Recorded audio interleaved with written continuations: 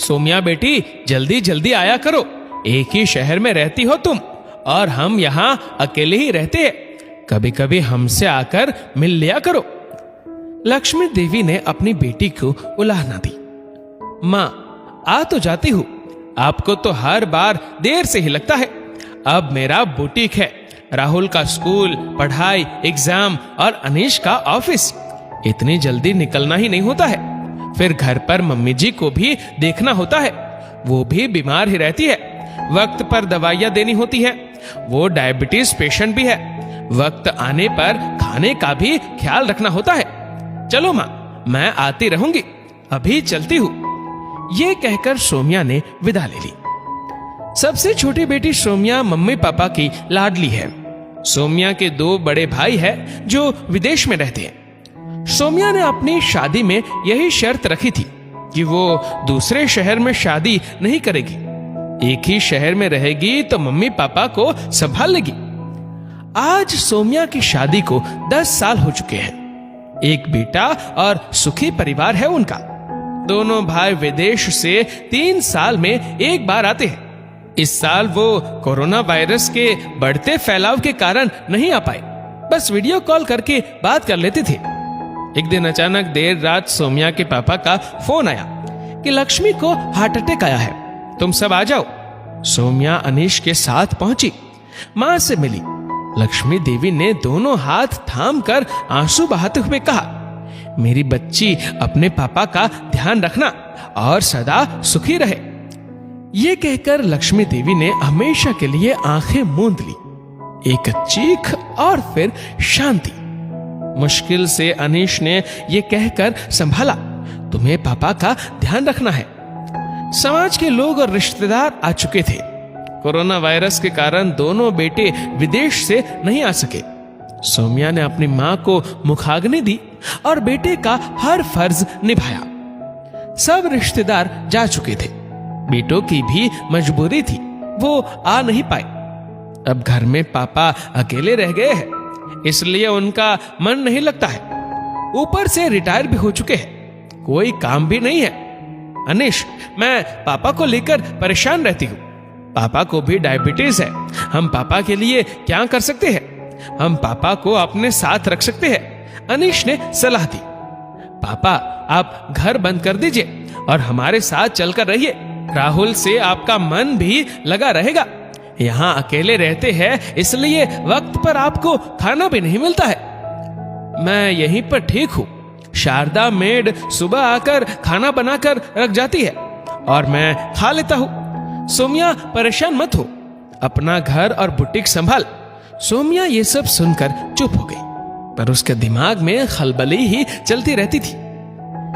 एक दिन शारदा का फोन आया कि सोम्या दीदी, आप जल्दी आ जाइए, पापा जी बेहोश हो गए हैं। ये सुनकर सोम्या के होश उड़ गए। घर एक ही शहर में था, पर आने में आधा घंटा लग गया। रास्ते के ट्रैफिक ने मुश्किलें और बढ़ा दी थी। जैसे तैसे पापा को अस्पताल पहुंचाया, वहां इलाज चला। उनका शुगर लेवल बढ़ गया था। सोम्या बहुत परेशान थी। वो पापा को इस हालत में छोड़ना नहीं चाहती थी। उसने निर्णय लिया कि वो पापा के साथ ही रहेगी। पर बहू, समाज और लोग क्या कहेंगे? सास ने समझाया, कुछ नहीं कहेंगे, लोगों का काम तो है बातें बनाना, वो बनाते रहेंगे। दोनों भाइयों की मजबूरी है, वो इस महामारी में भारत नहीं आ सकते हैं। पापा हमारे घर आकर नहीं रह सकते तो क्या हुआ, हम सब पापा के घर जाकर रह लेंगे। पापा के घर की ऊपर की मंजिल खाली है, हम वहां रह लेंगे और पापा को वक्त पर खाना दवाई भी दे देंगे। राहुल को स्कूल बस लेने वहां पे आ जाएगी। वहां से अनीश भी अपने ऑफिस जाते रहेंगे। मम्मी जी, आप बताइए, मैं सही कह रही हूँ? सोम्या की सास ने सर पर प्यार से हाथ फेरते हुए कहा, हाँ सोम्या, तुम सही कह रही हो। तुमने हमेशा मेरी सेवा मन से की है। मैं तुम्हें अपने पापा का ख्याल रखने से नहीं रोकूंगी। मम्मी जी, रही मेरे बुटीक की बात, तो वो तो वहां से भी चल जाएगा। काम तो कहीं से भी करो, ईमानदारी और सच्चाई से करो तो जरूर सफलता मिलती है।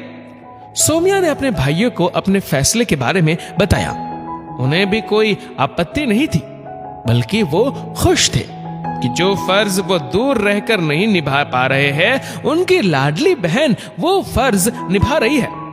सौम्या अपने परिवार सहित पापा के घर में रहने चली गई। सौम्या अब पूरी तन्मयता से पापा को, अपनी सास को, अपने बुटीक और घर परिवार को संभाल रही है।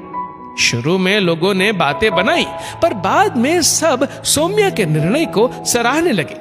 वक्त पर दवाई का ध्यान रखती थी, वक्त पर खाना बनाकर खिला देती थी। राहुल भी नानाजी के साथ खेलता था। जब जरूरत होती अनीश भी ससुर जी को चेकअप के लिए डॉक्टर के पास लेकर जाते थे। राहुल से घर में रौनक बनी रहती। दादी और नाना दोनों का लाडला राहुल सबका मन लगाए रखता था। साथ साथ सौम्या के पापा का भी अकेलापन दूर हो गया। लक्ष्मी जी की पहली बरसी थी। माँ, मैं पापा का ध्यान रख रही हूँ, ये कहकर सौम्या की आंखें नम हो गई। दोस्तों, बुढ़ापे में बेटियां भी उतने ही मन से सेवा करती है जितने मन से बेटा करता है। दोनों में कोई फर्क नहीं है। इस वीडियो को लेकर आपकी क्या राय है, नीचे कमेंट करके जरूर बताएगा। और अगर आपको वीडियो अच्छा लगा हो तो इस वीडियो को लाइक करेगा, शेयर करेगा ज्यादा से ज्यादा लोगों तक। और ऐसे ही और भी इंस्पिरेशनल वीडियोस के लिए सब्सक्राइब करें हमारे यूट्यूब चैनल को और फेसबुक पर फॉलो करें हमारे पेज को। धन्यवाद।